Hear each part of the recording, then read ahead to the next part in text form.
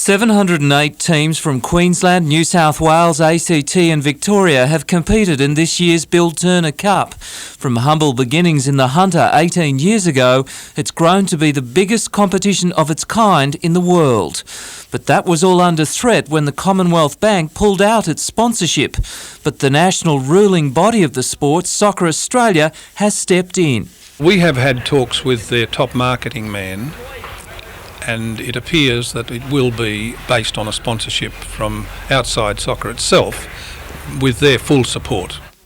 The final 4 teams for this year's competition were given a civic reception at Lake Macquarie Council Chambers. St Joseph's Nudgee from Brisbane play Holy Cross from Sydney tonight, followed by Patrician Brothers from Sydney against Kooringal High from the Riverina. Organisers hope with Soccer Australia's help they can make the Bill Turner Cup even bigger. I think it's through their ability and combined with ours that we can make this a fully national competition.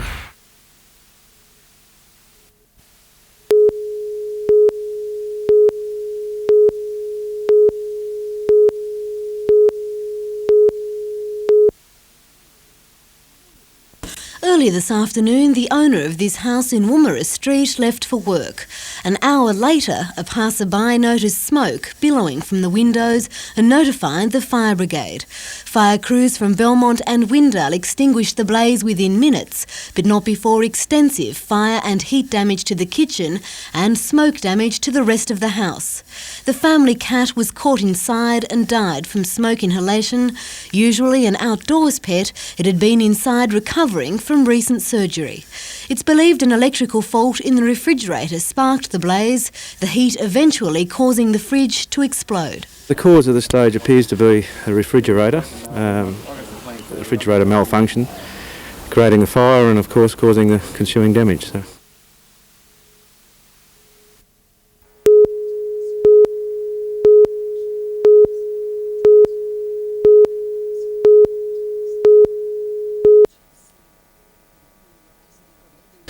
"22-year-old Tanya Bursick is counting her blessings after finding the baby lying on her side in the bath, her face underwater. I must have turned me back on him for only a couple of seconds and she was under. When I turned back around, she was all blue. Tanya's 3-year-old son was in the bath at the time and looked on as his mother performed mouth-to-mouth. First reaction, pulled her out of the bath and sort of slumped her over my arm and knocked out as much water as I could. I then put her onto the floor, onto her side, and saw if I could get any more out. And I couldn't, so I started doing mouth to mouth. Colour returned to the baby's face. Tanya raced outside for help. Then I ran out to the street and I flagged a guy down who happened to have a mobile phone, which was lucky. He came in and he helped me out, and I rang the ambulance. Baby Ebony was rushed to John Hunter Hospital's intensive care unit. She's now in a stable condition. Tanya Bursick completed a CPR training course in 1991. She says a baby would not have survived without it. I urge every mother out there to do a first aid course, because you might think it won't happen to you, but it will. And some final advice for all parents. Don't let them out of your sight. I tell that to everybody. Don't ever let them out of your sight.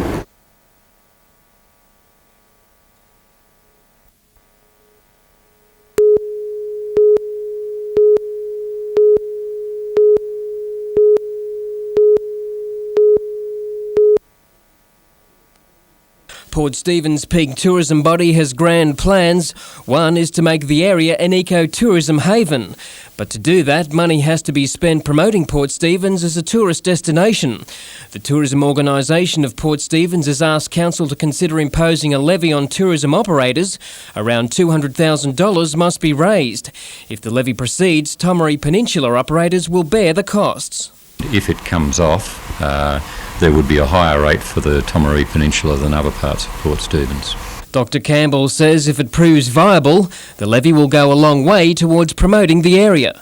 I think what TOPS are trying to do is to say, well, look, if we put a bit of money into it and promote it properly, it can grow bigger and faster than it would normally grow.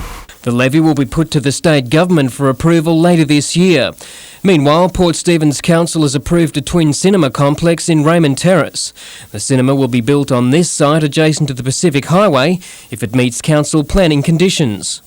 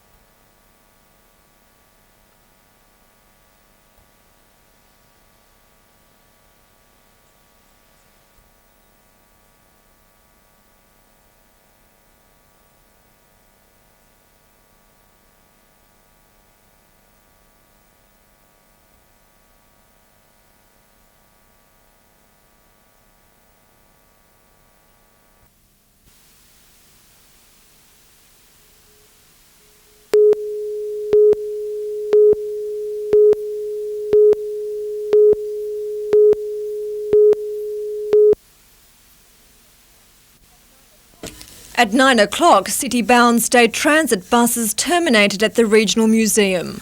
The drivers say it's the only way to force Newcastle Council and the State Transit Authority to decide on a bus site to replace this one owned by the Esplanade Hotel. For the next 6 hours, hordes of commuters had a long walk to catch the bus. Most found the going tough. I'm knackered. Tired now, I've had to walk all this way. Didn't even know the strike was on. It was a sentiment shared by many. Whatever point the drivers were hoping to make was lost on most of the public. What are they on strike for anyway? Taxi drivers were the clear winners, along with local shopkeepers cashing in on the passing trade. For some, the effort of finding alternative transport wasn't worth the effort. I'm going to go back home, I'll come another day. Unions say they'll plan further industrial action if the issue isn't resolved soon. Sarah Griffiths, NBN News.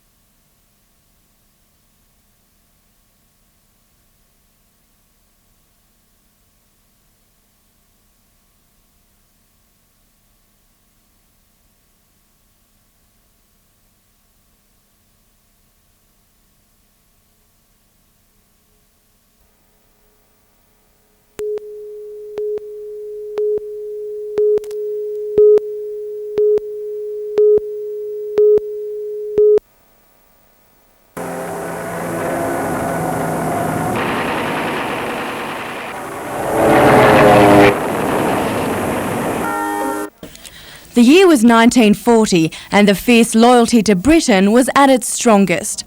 Australian pilots helped make up 3,000 aviation crews to protect the mother country, which was under attack from Nazi Germany. 1 in 3 crews were lost during the battle, which marked the beginning of the demise of Hitler. 1996 and the bravery and sacrifices of Australian pilots is still being honoured on the anniversary of Germany admitting defeat. Stuart Dibley was a pilot and still carries the physical and emotional scars of battle. War is not something to make a great song and dance about. It's a terrible thing, but we get together this day. Wreaths were laid in memory of those who lost their lives fighting for freedom, with the victory speech by Winston Churchill a timely reminder of Australia's brave fighters. Mayor John Kilpatrick, OAM, on behalf of the citizens of Lake Macquarie.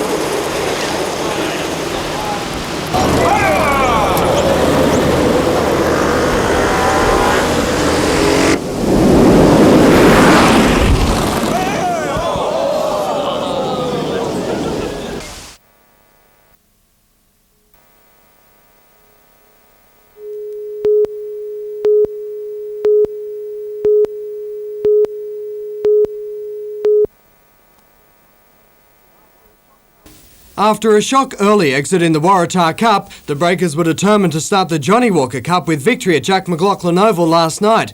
The Northern New South Wales side, though, proved formidable opposition early on. The team a mix of elite players from both the NBN Soccer League and State League competitions. It was Newcastle first on the board. Jason Bennett put the Breakers up 1-0 before Northern New South Wales levelled through Cameron Wallace.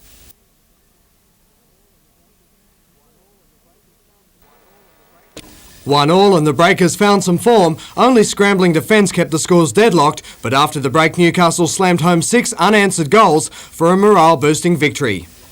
I was happy because we actually went on with it. In the past we played well in patches. Last night we seemed to put it together for 90 minutes. The Breakers will meet either Marconi or Sydney United in the next leg of the competition. Meantime, star Breakers striker Clayton Zane returned to Newcastle this afternoon after selection in the young Socceroos team to tour South America. I expected it from myself to be there for this squad, and it's up to me from now to make the final one. The 19-year-old has been in Korea with the New South Wales under-20 side, the new representative cap, an honour for both himself and his club. He's bound to come back, not only a better player, but a far more mature person for it as well. Jonathan Upton, NBN News.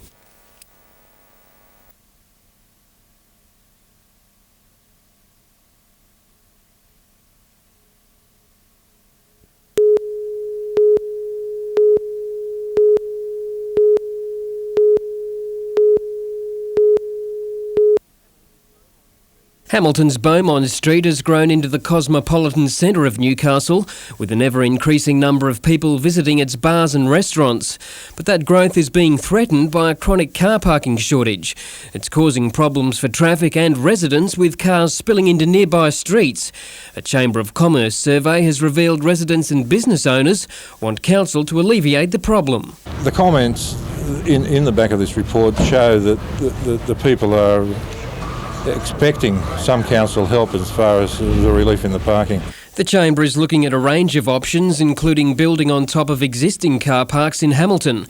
Newcastle City Council admits there's a lack of parking spaces, but says building car parks is not cheap. They're expensive to build, the parking stations. With the land already there, it won't be so expensive. Or if we've got to build up, they cost, as I said, about $16,000 per parking space. Hamilton residents also want a stronger police presence on the streets and better street lighting. Survey results will be sent to Newcastle City Council this week.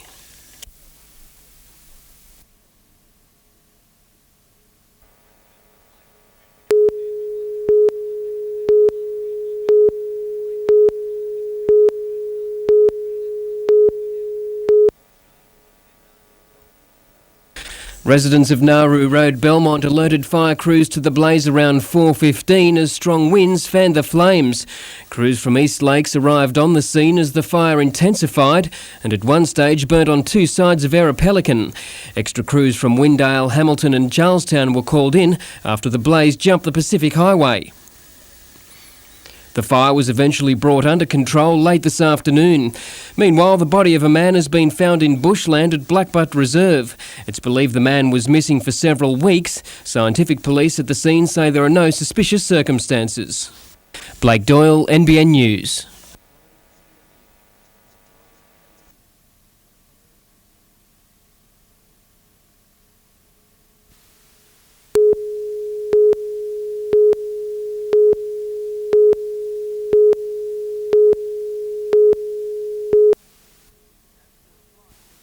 At first light, there was little left of one side of the duplex building in Ballard Street. Just before 5 this morning, the fire tore through the unoccupied flat. On arrival of the 1st Brigade, we discovered a two-storey duplex well alight. The Fire Brigade's best hope was to stop the blaze burning through to the adjoining flat.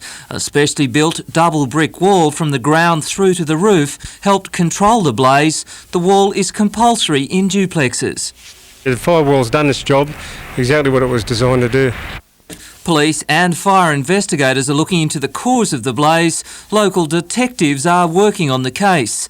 Meanwhile, a minor fire inside Rutherford High School on Friday evening has concerned local residents. It adds to a growing list of vandalism attacks on the school and nearby houses this year. Peter Ryan, NBN News.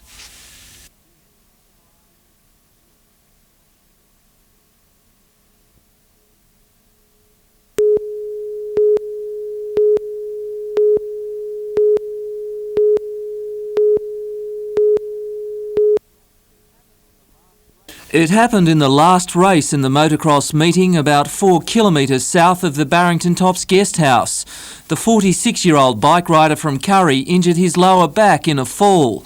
Because of the delicate nature of the injury, the Westpac rescue helicopter was called in to take the man to John Hunter Hospital. His condition is described as stable. And at Wombrel on the Central Coast this morning, a man was trapped for half an hour after a 3-car collision on Tumby Road.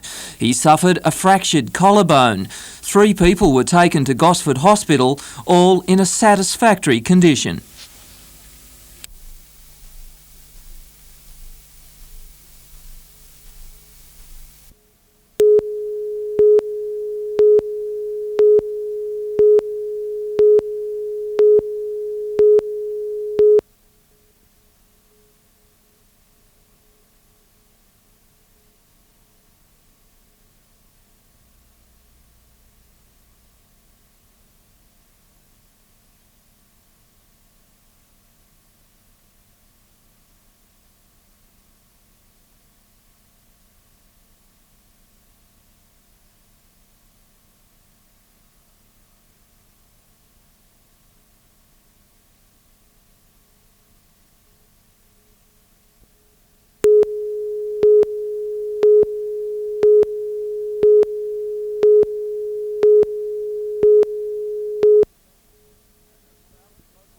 A good crowd with vocal cords to match at Harker Oval this afternoon for the grand final of the Lower Hunter Rugby League between Woodbury and Dora Creek. With only one game under their belts in 6 weeks, the Warriors' battle was all uphill in the first 20 minutes, down 4-2, but when Paul McBlain crossed, Woodbury hit the front. It was just the ammunition the minor premiers needed. Ken McCartney found a gap soon after and turned on the pace to run away with a brilliant individual try, before Peter Wallace also found himself in space for the Warriors' third unanswered try and a 12-point buffer. The Sandboy was working overtime, so too the scorers as the sides notched up 50 points. Woodbury grand final winners with a 30 points to 20 victory.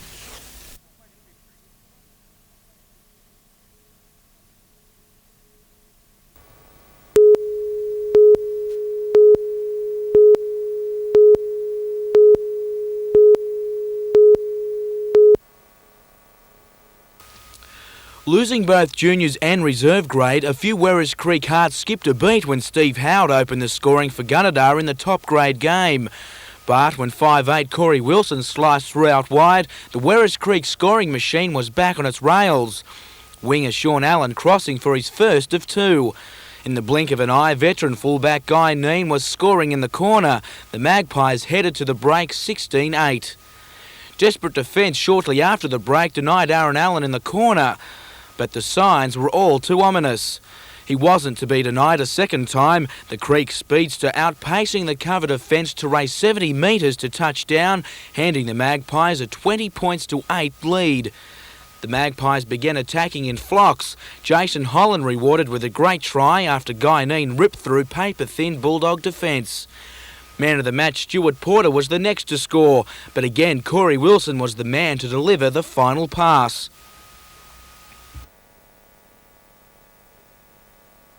Werris Creek had it won. Another 2 late tries blew the score out to 45-14. The Magpies finishing 1996 much like they began. This time, though, they are the best team not only in Group 4, but country New South Wales. Jim Callanan, NBN News.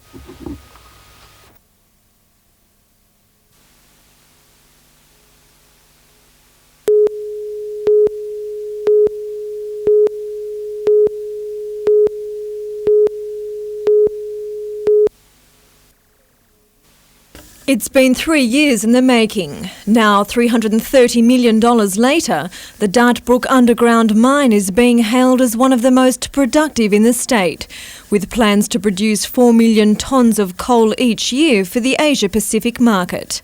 At the official opening today, Premier Bob Carr thanked investors and welcomed customers, hailing the new development as a massive boost for employment. It's hugely important to the area, 160 permanent jobs, and these days 160 permanent jobs is a very precious amount of jobs.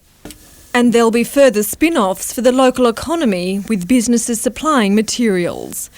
Dartbrook is a state-of-the-art longwall mine, the thick coal seams requiring larger and more powerful equipment. That power and that size requires far more sophisticated controls and monitoring to be able to manoeuvre this equipment through the coal seam. For Shell and its partners, the mine is an environmental feat. Below these dairy farms and plains weave 30 kilometres of roads, with a conveyor belt running under the Hunter River and New England Highway to the plant site. At the moment, there are 30 miners, some 200 metres underground, testing equipment and developing roadways.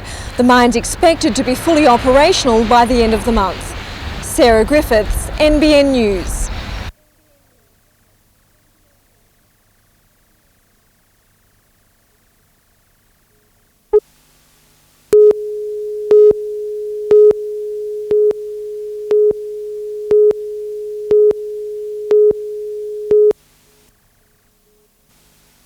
A small but more than interested crowd at the Newcastle Jockey Club this afternoon for the barrier draw for this week's big races at Broadmeadow, the NBN Cameron Handicap and Tooheys Newcastle Gold Cup. Wednesday's Cameron was drawn first and connections of the top chances were smiling. The top weight Darbass drew 6, Mick Dittman's Mount Cohort will start 2 barriers inside in 4, the Gay Waterhouse trained Iron Horse starts from 8. While of the lightweights, Delinquent and Darren Beedman have drawn barrier 2, local Fancy Romden is alongside in 3. He's stepping up a long way in class. Like, he's never met a field like this before, but he's an honest horse and I think he'll run a good race. The barrier draw for the Cup was almost as kind for pre-race favourites. Coffs Harbour Cup winning Dancing Sun starts from 3, Catapult from 6. Bart Cummings' lightweight hope My Kiwi Gold drew barrier 2, while Max Lee's only starter in Potential Star will jump from 10. Everyone wanted to hear the news at Lee's stables, but the draw won't bother the Gold Coast Cup winner as it looks to add to its career prize money of $500,000. Won't matter to him, he'll be back midfield somewhere in the race, so, you know, he's going quite good. Lee's Cameron Handicap starter Newsep drew wide in 15. He's got an each way chance, you know, he's probably up in grade a little bit, but he went very hard his last start and there's a bit of speed in this race, so he should get a nice run just behind the leaders. And early markets have been posted on both races. Iron Horse heads an open betting race in Wednesday's NBN Cameron. It's been quoted at 7-2, while Catapult is the early favourite for the Tooheys Gold Cup. Jonathan Upton, NBN News.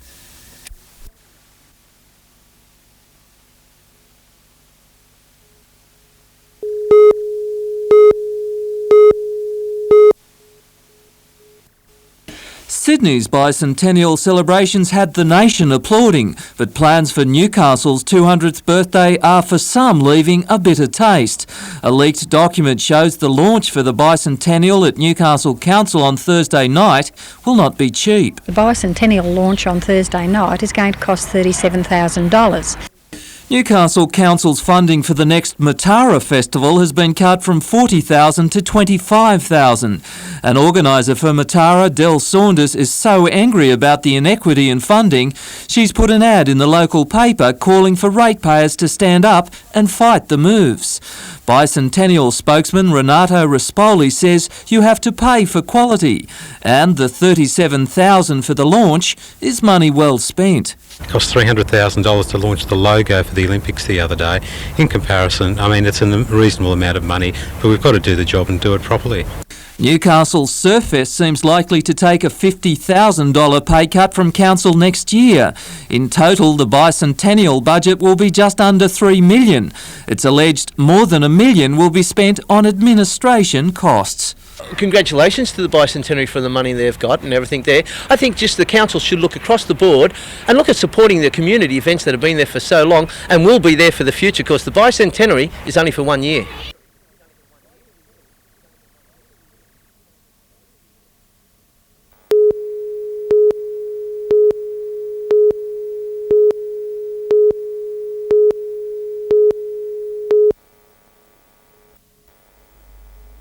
The latest figures come from the Australian Bureau of Agriculture and Resource Economics.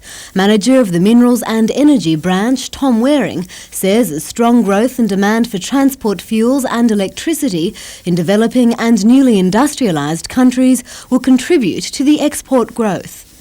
With the Asian countries contributing strongly yet again, we're looking at world economic growth of something like 3.7%, which means that the world is looking for a lot of Australia's minerals and energy exports.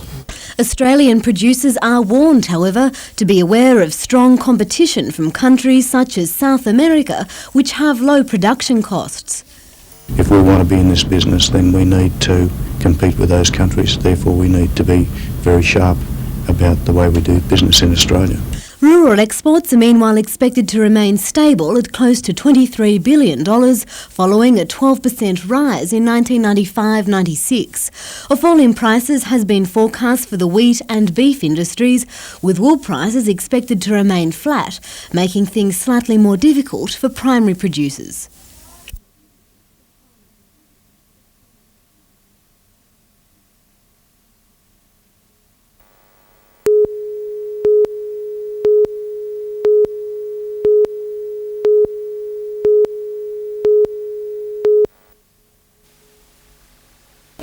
It's not hard to tell motordrome lovers have had a long off-season. A handful of machines were on show today, the bodywork of all untarnished as proud owners showed off a winter's worth of work.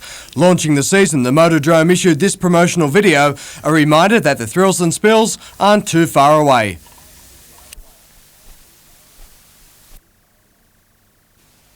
The season is shaping up as the biggest ever. Sprint cars, sedans, modifieds, speed cars, sidecars and solos will take to the track from September 28, while the highlight will come in December when Tomago hosts round 7 of the World Series Sprint Cars. We'll have the 10 times world sprint car champion Steve Kinzer. He'll be on that program, and I guess we're probably the only track in Australia that's been able to secure both promotions together.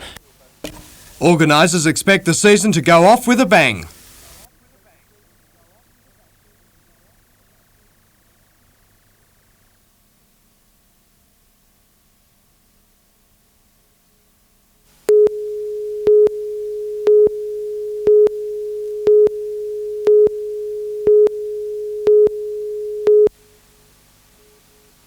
Local entertainment promoter Peter Anderson has put on thousands of shows in the Newcastle area, acts like the Earthquake Concert.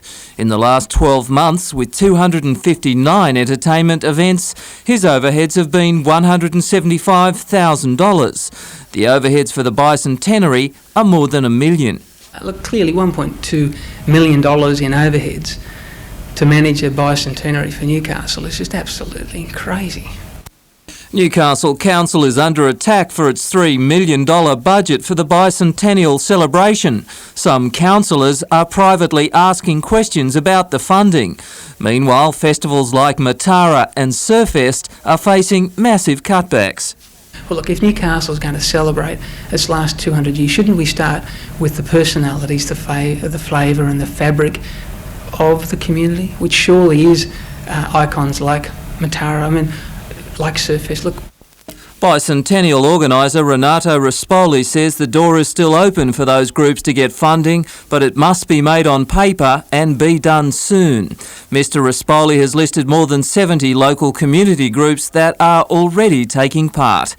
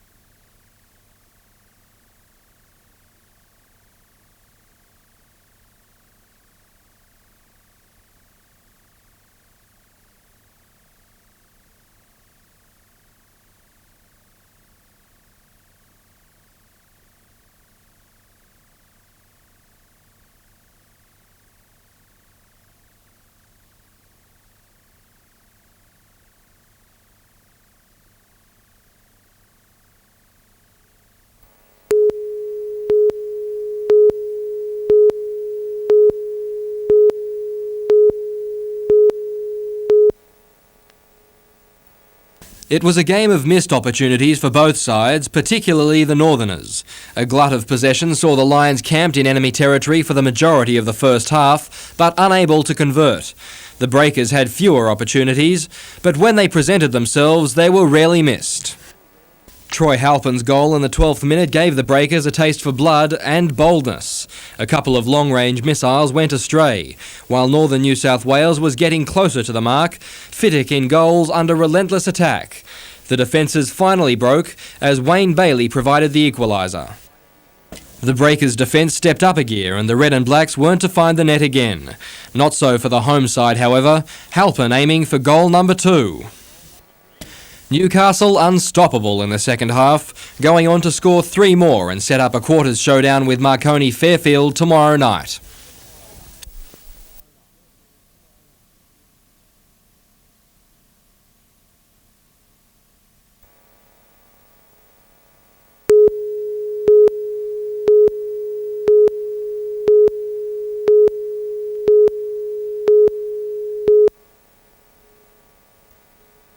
Coal industry leaders gathered in Singleton today for the 20th Coal Discussion Day. The gathering is designed to keep the industry abreast with changes and future directions. Coal is the foundation of the Hunter economy, with towns like Singleton relying upon it for survival. With mines at Wombo and Glendale due to expand, the industry is experiencing a second wave. We have new mining proposals which are now before the Minister for determination. We do have proposals for extension. Around 12,000 people are employed in the industries directly related to mining. That compares to 15,000 in the mid-80s. Despite the industry's projected growth, the labour market will remain the same. With the advent of longwall mining and just open cut mining, it's a different type of activity than what it was, say, 20 or 30 years ago, and therefore is much less labour intensive. Colin Donegan of the new Glendale mine says the mining industry workforce must be used more efficiently to compete with overseas markets. Those workforces have to be used as efficiently as possible, and that requires large capital licks to provide them with machinery that allows the price of coal to be competitive overseas.